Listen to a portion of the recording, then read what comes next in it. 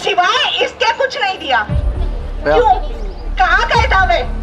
दिए जब भागते हुए हमें कुत्ते ने काटा, लेकिन हमारी मैडम कह रही है क्या तुम कुत्ते से गले मिलने गए थे? क्या हमें छोटा कुत्ते से गले मिलने का?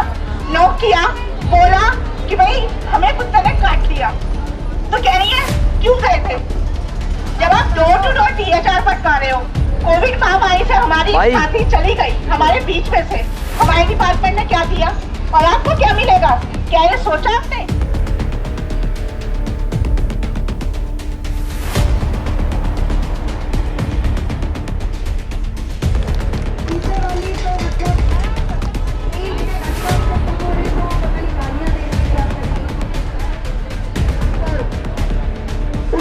उजागर करने के लिए बात रखना चाहती है अमन विहार प्रोजेक्ट से। अगर मीनू है तो उनको मैं कहूंगी कि मंच के पास आ जाओ। कल प्रेस कॉन्फ्रेंस का बड़ा दिन है, सारी बहनों को कल 9 बजे काउंसलर में अभी अनाउंसमेंट डिस्प्ले कर रही हूँ, क्योंकि एक बार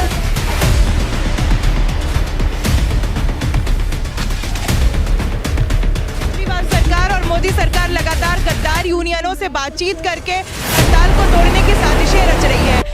बिल्कुल हम मानते हैं, देखिए चाहे वो भाजपा हो या केजरीवाल हो या कांग्रेस, सब बड़े भाई और छोटे भाई हैं, सारे ही झूठ बोलने की मशीन है और इन सभी की नीतियां जन विरोधी होती है। यदि हमारी मांगे पूरे करें, ये काम हमसे ज़्यादा ले रहे हैं, उसकी वर्किंग हमारे जितना वर्क है उसके लिए सैलरी कम है। Delhi state anganwadi workers and helpers union का एक प्रोटेस्ट अरविंद केजरीवाल के घर से कुछ दूरी पर चल रहा है। सामने आप विकास भवन देख पा रहे होंगे, सिविल लाइंस का इलाका है। सिविल लाइंस जहां दिल्ली के मुख्यमंत्री मालिक अरविंद केजरीवाल रहते हैं, उनके ही वर्कर्स हैं ये सारे के सारे, जो महिला कल्याण विभाग के अंदर आते हैं। इसमें केंद्र सरकार का भी आधिपत्य होता है। इनकी कुछ छोटी छोटी मांगे हैं, जैसे इनकी सैलरीज बढ़ाई जाए, जैसे इनके वर्कलोड को फिक्स किया जाए। लेकिन सिंपल सी बात यह है कि यहाँ कोई पॉलिटिकल बेस नहीं है, तो नेताओं के कानों पर जू नहीं रौंग रही है। आज 8वां दिन है, मेरे साथ प्रेमवदा है, यूनियन मेंबर है। 8 दिनों से आप लोग प्रोटेस्ट पे बैठे हुए हैं, कुछ बातचीत हुई सरकारों से? नहीं, अभी तक तो हमारी कोई बातचीत नहीं हुई है सरकार से, लेकिन हाँ, ये सरकार, केजरीवाल सरकार और मोदी सरकार लगातार गद्दार यूनियनों से बातचीत करके हड़ताल को तोड़ने की साजिशें रच रही है, जिन साजिशों को हर रोज आंगनवाड़ी कर्मी और अधिक से अधिक संख्या में पहुंच के अपनी ताकत दिखा के उन तमाम साजिशों को नाकाम कर रही है और बता रही है कि आओ हमसे बात करो। What is your agenda about this protest? आप लोगों का एजेंडा क्या है? हमारा सबसे पहला फर्स्ट एंड फॉरमोस्ट एजेंडा है कि हमारे ऑनरेरियम में तत्काल प्रभाव से बढ़ोतरी की जाए। इस चीज के अंदर ऑनरेरियम में हमें मानदेय दिया जाता है, हमें वॉलंटियर वर्कर्स कहा जाता है और वॉलंटियर वर्कर्स के तौर पे हमें ऑनरेरियम देती है गवर्नमेंट। तो हमारे ऑनरेरियम में, यानी कि वर्कर्स के ऑनरेरियम में इंक्रीमेंट करके उसे 25,000 किया जाए और हेल्पर्स के ऑनरेरियम में इंक्रीमेंट करके उसे 20,000 किया जाए। आपको बता दें कि आज हमारा मानदेय वर्कर्स का 10,000 है और हेल्पर्स का 5,000 है। ये 10 और 5 भी 2017 में हम यही केजरीवाल के घर के बाहर 58 दिनों तक धूप और बरसात और गर्मी में बैठे थे, तब जाके सरकार को झुकना पड़ा था और हमारे मानदेय को दोगुना करना पड़ा था। 2017 के बाद आज 2022 आ गए, हमारे ऑनरेरियम में कोई इंक्रीमेंट नहीं। कोविड के टाइम पे हम लोग फ्रंटलाइन वर्कर्स के तौर पे घर घर जाके कोविड पेशेंट्स का सर्वे करना हो, उनके वैक्सीनेशन का सर्वे करना हो, लोगों तक ज़रूरी चीज़ें पहुंचानी हो, बेनिफिशरीज तक, वो काम हमने किया। कई बहनें इसमें प्रभावित भी हुई, कोविड से ग्रस्त भी हुई, लेकिन तब भी इस सरकार ने ना एक मास्क ना एक सैनिटाइजर तक लोगों तक को प्रदान किया, उनको मरने के लिए खुला छोड़ दिया। और अब यही सरकार पंजाब जा करके पंजाब की आंगनवाड़ी कर्मियों को संबोधित कर रही है कि अगर हमारी सरकार यहाँ आती है तो हम तुम्हारा मानदेय दोगुना कर देंगे। लेकिन जहाँ इनकी दिल्ली में जहाँ इनकी सरकार है, वहाँ इनके घर के इतने पास में आंगनवाड़ी कर्मी बैठी हैं, तब तो इन्हें इनकी याद नहीं आ रही है। तो इस फर्जीवाल से हमारा सवाल है कि तुम दिल्ली में की आंगनवाड़ी कर्मियों की मांगे नहीं सुन रहे हो, तुम पंजाब जाकर क्या झूठ फैला रहे हो। तो हम अपनी टीमें पंजाब भेजकर भी इनके झूठ का पर्दाफाश कर रहे हैं। सरकार का कोई डेलीगेशन आपसे मिलने आया या आपका डेलीगेशन कोई सरकार से मिलने गया? क्योंकि 8 दिन हो गए, आपने पहले ही बताया कि आपने 58 दिनों तक पहले प्रोटेस्ट किया है, तो प्रोटेस्ट का वो आपका लंबा अनुभव है, लेकिन क्या सरकार की तरफ से कोई डेलीगेशन आया? नहीं, सरकार की तरफ से कोई डेलीगेशन नहीं आया है। अगर डेलीगेशन आता है और वो कॉम्प्रोमाइज़ की बात करता है तो क्या मिनिमम पॉइंट एजेंडा होगा जिस पे आप कॉम्प्रोमाइज़ करेंगे? देखिए, हम तो अभी ये मांग कर रहे हैं कि बढ़ती जितनी महंगाई है 2022 में, आज जितनी महंगाई बढ़ी है, हर चीज़ के दाम, रसोई गैस से लेके पढ़ाई लिखाई से लेके दवा इलाज, तमाम चीज़ों के दाम बढ़ गए हैं। इस हिसाब से हमारा मानदेय 25 और 20 हज़ार होना चाहिए।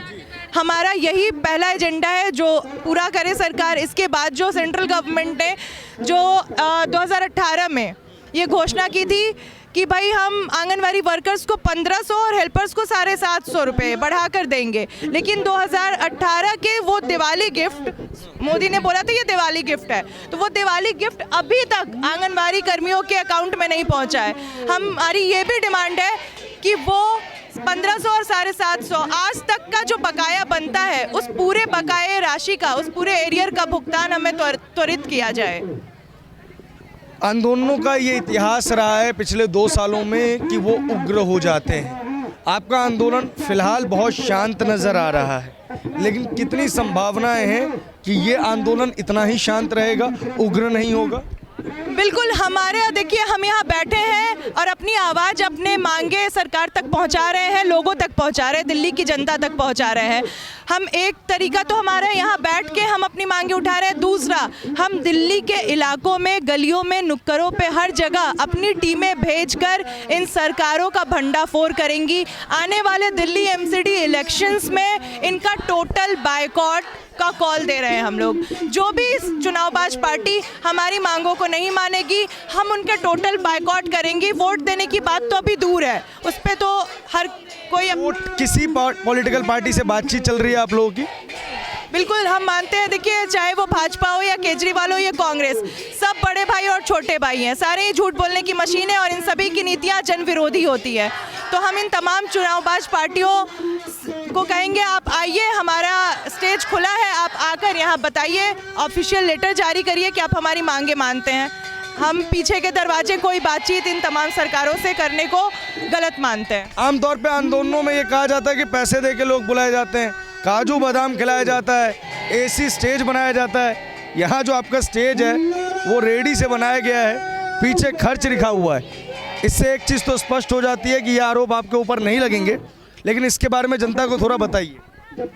देखिए, जो सही मायने में मजदूरों की यूनियन होती है, जो मजदूर यूनियन है, उनका अगर वो सही मायने में लड़ती है, आज लोगों की ये जायज़ मांगे हैं, लोग परेशान हैं, अपने वर्कलोड महंगाई से परेशान हैं, और वहाँ यहाँ वो इतनी ठंड के बावजूद, इतनी धूप के बावजूद पूरी दिल्ली के अलग अलग इलाकों से आ रहे हैं, तो उनकी ज़रूरत है आज, और इस सरकार को सुनना पड़ेगा। और जैसा कि आप देख ही रहे हैं, यहाँ पूरा आय व्यय का ब्यौरा लगा हुआ है। ये जो भी आय है, ये लोगों ने सहयोग किया, कंट्रीब्यूट किया है। हम हर दिन अपने सहयोग का डब्बा घुमाते हैं, लोगों से जितना संभव होता है अधिक से अधिक वो सहयोग करते हैं, और इसी से पूरा प्रोटेस्ट, पूरा जो ये हड़ताल चल रही है, इसी के दम पे, लोगों के दम पे ये संभव है। एक अंतिम सवाल, सरकारें नहीं झुकेंगी तो आपका अगला स्टेप क्या होगा?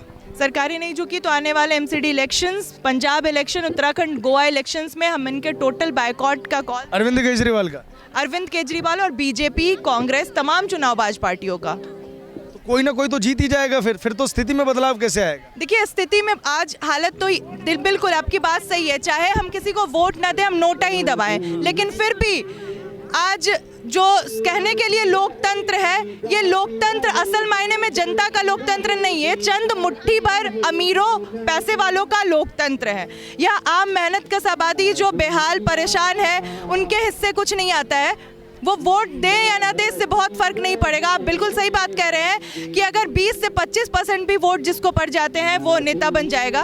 तो दिक्कत इस व्यवस्था में है, ये व्यवस्था जो पैसे पे टिकी है, मुनाफे पे टिकी है, वहाँ उसी की चलती है जिसके पास पैसा होता है। तो ज़ाहिरा तौर पे इस पूरी व्यवस्था को बदलने के लिए हमारी लड़ाई और आगे तक जाएगी, तभी ये संभव है कि असल मायने में लोगों का राजकाज हो, जो मेहनत मशक्क़त करते हैं। आंगनवाड़ी के वर्कर्स पिछले 8 दिनों से दिल्ली के सीएम अरविंद केजरीवाल के घर के समीप बैठे हुए हैं। पीछे आप नज़ारा देख पा रहे होंगे, इस विजुअल से आपको साफ साफ नज़र आ रहा होगा कि हज़ारों की संख्या में जो आंगनवाड़ी यूनियन है, उसके जो वर्कर्स हैं वो यहाँ पे हैं।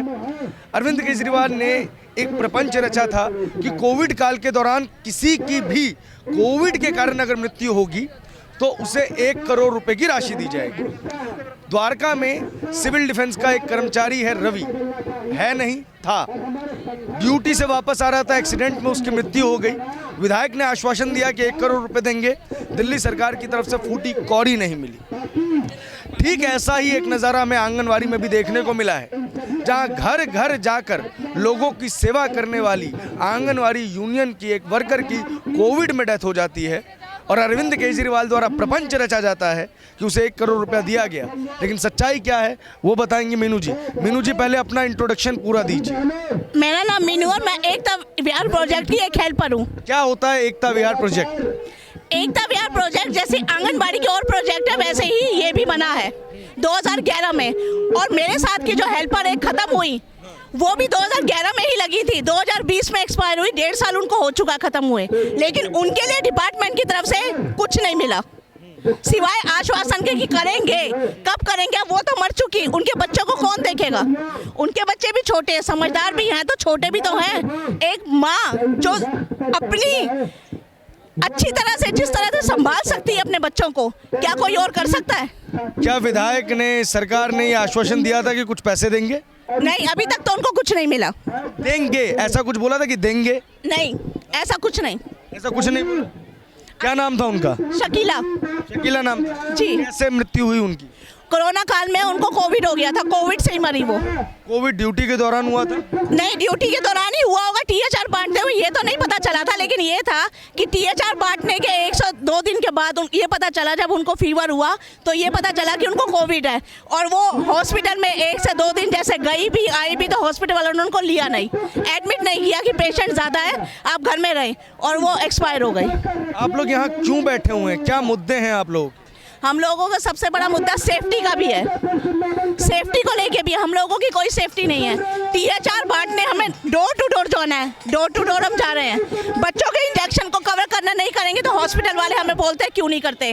कोई प्रेग्नेंट लेडीज अगर हॉस्पिटल में दिखाने नहीं जाती है तो भी हमारी रिस्पॉन्सिबिलिटी है उसको हॉस्पिटल लेकर जाए। कोई अगर बच्चे को घर में जन्म दे देती है तो भी हमारी रिस्पॉन्सिबिलिटी है कि उसने घर में जन्म क्यों दिया। तो जवाबदेही हमारी क्यों इतनी, हमारी इतनी जिम्मेदारियां बांध रखी है क्यों? तनख्वाह कितनी है आपकी? मेरी 4,839 रुपए। और कितने महीने पे मिल जाती है? दिसंबर की तो अभी आई है, हड़ताल में बैठने के बाद दिसंबर की तो अभी आई है। पीछे शुरुआत में जब केजरीवाल जी ने कहा था कुछ दिन तो सही टाइम पे आई है, उसके बाद महीना खत्म होते होते पिछले महीने की अगर नवंबर की है या ये लगा लीजिए फरवरी चल रहा है, फरवरी की 27 तारीख आएगी तो जनवरी की सैलरी आएगी। तनख्वाह बढ़ाने की भी बात हुई थी कुछ आप लोगों की, उस पे क्या है? उसका अभी तो कोई डिपार्टमेंट को वो नहीं है। बाकी मैं बोल रही हूँ आने वाले कल में ये भी बोला जा सकता है कि हम तुम्हें रस्टिकेट कर देंगे, ये भी हो सकता है, पॉसिबिलिटी है, डिपार्टमेंट है ना। 4,800 रुपये में घर कैसे चलता है? मेरी जिम्मेदारियां ज़्यादा हैं, मैं नहीं उतना बोलूँगी, लेकिन ये ज़रूर कहूँगी घर उसमें नहीं चल सकता। किसी एक इंसान भी इतने में नहीं कर सकता आज के समय में। आज के समय में एक इंसान भी इतना नहीं कर सकता। तो बस यही है कि हमारा स्ट्रगल ज़्यादा है और आमदनी कुछ नहीं है। आमदनी अठन्नी है, खर्चा तो पूरा पूरा है ही। किसी भी लोकतंत्र की सबसे बड़ी खूबसूरती ये होती है कि यहाँ आवाम अपने हक के लिए सरकारों के खिलाफ प्रदर्शन कर सकती है। प्रदर्शन जिसमें वो मांगे अपनी जायज़ चीज़ें, वो चीज़ें जो उनके जीवन के लिए ज़रूरी है, जो मौलिक अधिकार उन्हें संविधान ने दिए हैं, उसका प्रदर्शन आज इस वक्त अरविंद केजरीवाल के घर से मात्र 1.5 किलोमीटर की दूरी पर हो रहा है। हम सिविल लाइंस पे हैं। सिविल लाइंस पर आंगनवाड़ी वर्कर्स का एक पूरा हुजूम आपको नज़र आ रहा होगा। 5,000 से ज़्यादा की संख्या में यहाँ पे आंगनवाड़ी की वर्कर्स हैं जो अपनी मांगों को लेकर पिछले 8 दिनों से प्रदर्शन पर बैठी हुई हैं। लोकतंत्र की खूबसूरती के साथ एक बुरी चीज़ भी है कि आम तौर पर अगर किसी भी पॉलिटिकल पार्टी का एक छोटा सा प्रोटेस्ट भी हो तो उसे कवर करने के लिए पूरी दुनिया की मीडिया सामने आ जाती है, लेकिन 8 दिनों से अपनी जायज़ मांगों के लिए दिल्ली के मुख्यमंत्री के घर के समक्ष प्रस्तुत लोगों की बात सुनने के लिए कोई नहीं आया। इस वक्त हमारे साथ कुछ लोग हैं जिनसे हम बातचीत करेंगे। आंटी, क्यों बैठे हैं आप लोग प्रदर्शन पे? अपनी तनख्वाह बढ़वाओगे भाई। तनख्वाह बढ़वाने के लिए? हाँ, तनख्वाह बढ़वाओगे, मोदी की केजरीवाल की हाँ करवा कर छोड़ेंगे, इतना अड़े बैठे रहेंगे। कितने दिनों से बैठे हुए हैं यहाँ पे प्रदर्शन पे? पता होगा, हम 31 तारीख तक बैठे थे। अच्छा, सैलरी वगैरह टाइम पे आ रही है? सैलरी भी टाइम पे नहीं आती। मुख्य मांगे क्या है इस प्रदर्शन की? सैलरी बढ़वाना या सैलरी को नियमित रूप पर लाना? दोनों चीज चाहो हम, सैलरी बढ़ाओ भी और हमने सरकारी कर्मचारी बनाओ भी। अच्छा, अभी आप लोग सारे कॉन्ट्रैक्ट पे हैं? हाँ। हाँ आंटी, आपको कुछ कहना है? वॉलंटियर हैं आप यहाँ पे Delhi state anganwadi works helpers union की, क्या मांगे हैं आप लोगों की? सर जी हमारी मांगे पूरे करें। ये काम हमसे ज़्यादा ले रहे हैं, उसकी वर्किंग हमारे जितना वर्क है उसके लिए सैलरी कम है, यानी ऑनलाइन काम कर दिया है, नेट का खर्चा नहीं देते, और मोबाइल दे दिया है ताकि ऑनलाइन काम हो, और सारे दिन हम 6 से 8, 9, 10 बजे तक काम करते रहते हैं। और 2013 में इन लोगों ने हमें आश्वासन दिया था कि हम 1500 रुपये बढ़ा देंगे, वो बढ़ा दिए पर कोई पैसा नहीं मिला, केवल 9000 रुपये आ रहे हैं और हमें कोई सुविधा नहीं है। और सफाई अभियान का भी हमारे लिए कर दिया, गर्भवती का भी, टीकों का भी, जो आशा वर्कर है उनका भी काम हम ही कर रहे हैं, और जो घर उसमें एरिया में सफाई होती है उसका भी काम हो रहा है, और SST का जो हमारा THR बढ़ता है उसका भी हम काम करते हैं। और हम ये रुक जाओ नहीं, और फाइल 19 फाइल दे रखी है, उसका वर्क भी हम करते हैं, उसके बजाय हमारी कुछ भी सैलरी नहीं है। ये लोग 1 महीने, अब 3 महीने से चढ़ा रखी है, 1 महीने दे देते हैं जैसे हमें दान में दे रहे हैं। हम बहुत परेशान हैं, हम कैसे अपना गुजारा करें, हम सब गरीब परिवार से हैं। इन लोगों ने, तो आप लोग दिल्ली सरकार के कर्मचारी हैं या केंद्र सरकार के? नहीं, दिल्ली के, दोनों के हैं, केंद्र सरकार के। देखिए, मैं कहीं नहीं जा रहा, मैं यहीं पे हूँ जी। हमें जो मानदेय मिलता है केंद्र सरकार से भी मिलता है और राज्य सरकार से भी, तो हमारी दोनों सरकार से मांग है कि हमें न्यूनतम वेतन पे रखा जाए।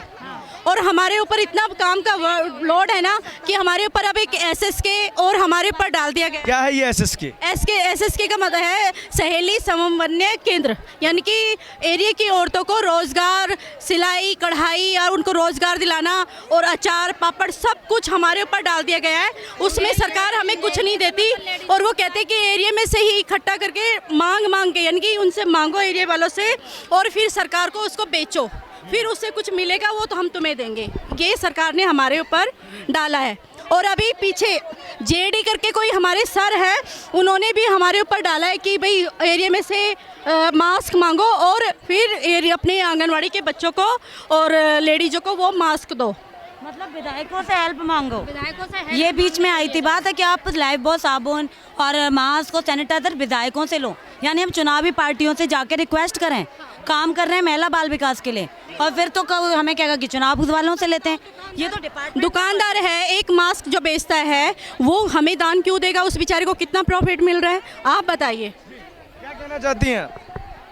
हाँ सर, SSK खुलवा दिया है, लेकिन उसके लिए ना कोई फैसिलिटी है, कुर्सियाँ, टेबल, पंखे सब हमने अपने घर से लाके लगा रखे हैं, ठीक है, कोई सहूलियत नहीं, कुछ नहीं मिलता हमें। और जो THR हम टेक होम राशन घर पे घर जाके बांटते हैं ना, एक घर में अगर 10 पैकेट है तो हमें कंधों पे उठा के लेके जाना पड़ता है, कई बार रिक्शा का किराया हमें खुद देना पड़ता है, महीने में 60-70 रुपये हमारे, 100 रुपये कई बार रिक्शा वाला हमारे ले लेता है, तो वो हम कहाँ से करें? जब तुम तनख्वाहें काट रहे हो, तनख्वाह रेगुलर नहीं दे रहे हो, तो हम कहाँ से करें? केजरीवाल जी हमारे लिए कुछ नहीं सोच रहे हैं। कितनी अनियमितता है आपकी तनख्वाह में? मतलब कि क्या हर महीने आती है, 2 महीने पे आती है, 3, कब आती है? हो जाते हैं तब जाके वो 1 महीने की दे देते हैं, फिर वो एडवांस चलती रहती है। फिर 2 महीने की रुक गई है? फिर अगले महीने तनख्वाह आती है? हमारी रुकी हुई है। कितने महीने की? 2 महीने, तीसरा महीना लग रहा था, अब सिर्फ 1 महीने की दे दी है, ठीक है। अब वो 4 महीने पैसे ही नहीं आते हम लोगों के, और जैसे कि 2-2, 3-3 महीने हम लोगों के पैसे ही नहीं आते। ये हड़ताल हुई है, उसके दूसरे ही दिन 1 महीने के पैसे आए, 2 महीने के अभी रुक भी गए हैं। 7 सितंबर को जो आई थी वो 7 महीने से रुकी वो 7 महीने की रुकी हुई थी, जो 7 महीने के एक साथ मिलती है या फिर 1 ही महीने की दे? अब 1 महीने की दे दी और बाकी अभी बकाया हमारा। धरना करने, लेकिन 2018 में नरेंद्र मोदी जी ने बोला था कि भाई हम 1500 वर्कर के और 750 हेल्पर के बढ़ाएंगे, लेकिन 2018 से वो आज तक हमें मिले नहीं हैं, ठीक है, वैसे वो कहते हैं कि बेटी बचाओ, बेटी पढ़ाओ और बेटी बचाओ, लेकिन कहाँ बेटियों की सोचा उन्होंने कि 1500 जो तुमने एक मात्र क्या होता है 1500, अगर वो भी आप हमने नहीं दे रहे तो आगे आप हमें क्या दे सकते हो। यहाँ पे बैठे हुए लोगों की एवरेज सैलरी क्या होगी? 6000, 7000, 8000, 9000 कितने? 9678 तो वर्कर के हैं, 4839 एक हेल्पर के हैं। यहाँ पे हेल्पर और वर्कर दोनों हैं? दोनों ही हेल्पर के, जैसे मैं हेल्पर हूँ तो मेरे 4839 रुपए आते हैं। उसमें भी अगर जो हम यहाँ आए हैं तो उसमें भी ये बोला जाएगा कि अगर जो हड़ताल में जाओगे तो आपके पैसे कटेंगे। तो 4800 रुपए में घर कैसे चलता है? नहीं चलता सर, क्या करें, मजबूरी है, अब जो मिल रहा है, सड़कों पे बैठे हुए हैं। ये वहाँ पंजाब में जाके, गोवा में जाके ये बोल रहा है कि भैया महिलाओं के लिए 1000 रुपए दे रहे हैं, लेकिन तुम दिल्ली की महिलाओं को देखो ना, पहले वो रोड पे बैठी हुई है, आप उसके लिए क्या सोच रहे हो? पंजाब और गोवा की लेडीज तो बाद में आएंगी, पहले दिल्ली की सोचो जहाँ तुम बने हुए हो, वहाँ की तुमने क्या सोचा है? अब एक बात तो वैसे तो ये कहता कि यहाँ की औरतों के लिए कि मैं बेटा बना हुआ हूँ या मैं भाई मैं तुम्हारा भाई बना हुआ हूँ।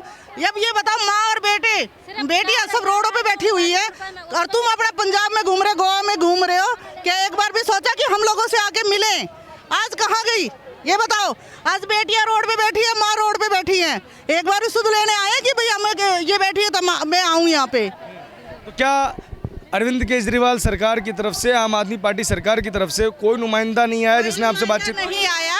7 सितंबर को हमने एक चेतावनी दिया था इनको, तो इन्होंने बोला था कि हमें 15 दिन का टाइम दो। 15 क्या 4 महीने हो गए थे। 6 जनवरी को फिर हमने दोबारा एक बार इनको बोला, तब भी इन्होंने कोई सुध नहीं ली है। हार के तब हम अब 31 जनवरी को हम बैठे हैं यहाँ पे धरने पे, क्योंकि पहले बहुत लेटर लगाए हमने, लेकिन उन्होंने कोई सुनवाई नहीं कर रखी है। नई लड़कियां भेजेंगे, ये आ रही है कि अगर आपको काम नहीं करना हमारी शर्तों पर तो आप रिजाइन लिख के दो, कल से दूसरी लड़कियां आएंगी। मतलब हम 20-20 साल पुराने हैं, हम 1000 रुपए से लगे, हम MA सोशलॉजी NTT करके सारी उनकी हमने डिमांड पूरी कर दी है, लेकिन हमें प्रमोशन नहीं दिया जा रहा है। उसके लिए खुली रिश्वत मांगी जा रही है कि जिसका 10 लाख होगा उसको ग्रेड 2 की सुपरवाइजर बनवाएंगे। कौन मांगता है रिश्वत? सारा महिला बाल विकास विभाग ऊपर तक जाता है पैसा, आम आदमी पार्टी के पास जा रहा है पैसा, अदरवाइज हम लोगों को क्यों, क्या कमी है हमें?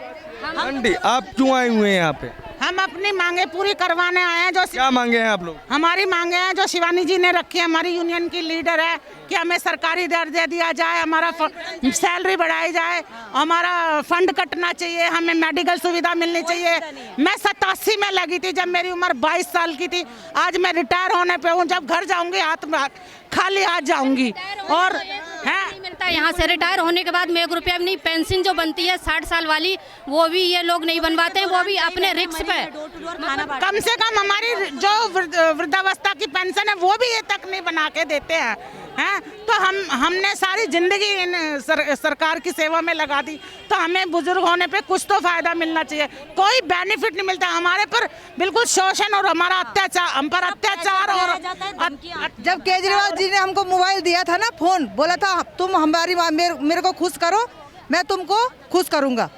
कितने साल हो गए मोबाइल को? 5 साल हो गए। 5 साल हो गए, अभी तक हमारी सैलरी नहीं बढ़ाई, कोई कुछ नहीं। और जो पैसे भर रहे हैं सर, हर रोज नई स्कीम डालते हैं, हर रोज बोलते हैं गोद भराई करो, महीने में एक बार गोद। अगर मान लो हमारे एरिया में 10 लेडीज गर्भवती हैं, उनको हम अपने खर्चे से, अपने पैसे से फ्रूट खरीदते हैं, जब उनकी गोद भराई करते हैं बोलते हैं बिल लगा दो, बिल लगा दो। आज तक कोई पैसा नहीं मिला हमें। अगर हम नहीं करते तो हम पे प्रेशर बनाया जाता है कि टर्मिनेट कर देंगे, क्यों नहीं तुम गोद भराई का प्रोग्राम किया, क्यों नहीं फोटो आए।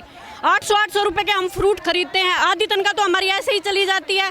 और ये बोलते हैं अन्नप्राशन करो बच्चों का, अन्नप्राशन भी हम अपने घर से खाना बना के ले जाते हैं अन्नप्राशन के लिए, उसके लिए कुछ हमें कुछ नहीं मिलता अन्नप्राशन का। और मोबाइल का बिल हम खुद भरते हैं 200 रुपये। 19 से जुलाई में 19 को हमें फ़ोन मिला था केजरीवाल जी की तरफ से, आज तक हमें कोई बिल का पैसा नहीं मिला है। 200 रुपये बिल हम हर बार खुद अपनी जेब से भरते हैं।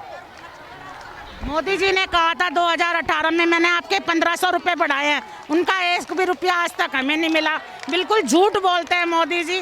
और केजरीवाल जी ने भी कहा था कि मैं जब जीत जाऊंगा तो तुम्हारी तनख्वाह बढ़ा दूंगा, डबल कर दूंगा। उन्होंने भी आज तक हमारे लिए कुछ नहीं किया।